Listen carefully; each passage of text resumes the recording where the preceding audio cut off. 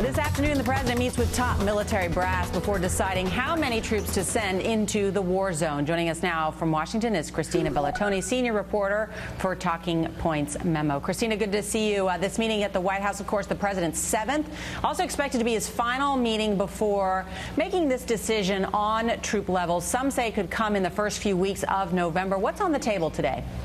Well, they're going to be talking again about what the strategy here is. The president says that he really wants to consider everybody involved. He's talking to all the key players and making sure that it's not just the military that he hears from. He's talking, obviously, to these families of troops that have been killed abroad, certainly not asking them for their military advice, but just getting in as much information as he possibly can. We all know the president decided to visit some of the war dead in Dover, Delaware, who came home. He went there about midnight. He didn't get home till about 5 in the morning. And yet Liz Cheney is offering some criticism of that decision, saying this, quote, "I think what President Bush used to do is to do it without the cameras. And I don't understand sort of showing up at the White House press pool with photographers and asking family members if you can take pictures. That's really hard for me to get my head around. I think it's an honorable, important thing for us to pay tribute. There's no greater sacrifice people make to the nation. It was a surprising way for the president to choose to do this. I'd like to add the most important way for the president to pay tribute to those who sacrifice is to back them up." This is coming from Liz Cheney, whose father received 5 different deferments from serving himself. Do you think other conservatives, or are there other conservatives, Republicans, who are willing to criticize the president's decision for visiting the war dead who are coming home?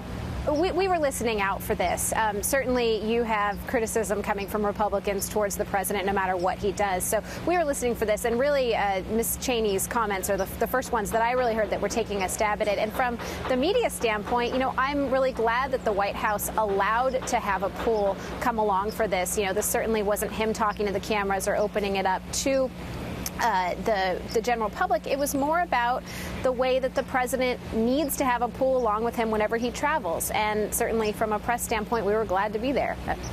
Well, Christina, I know you said that you're glad the president allowed a pool to be there. It is policy, as you know from covering the White House, that when the president travels, he has to take the pool with him.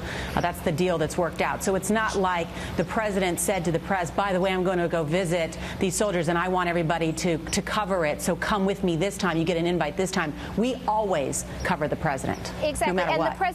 The press was only allowed to view one small element of the entire long ceremony, and that was at the request of the family opening this up. But certainly the president has gone, for example, to Walter Reed to visit with wounded veterans, and the press waits outside in a van. They're there to accompany the movement of the president, but they're not allowed to see what's going on.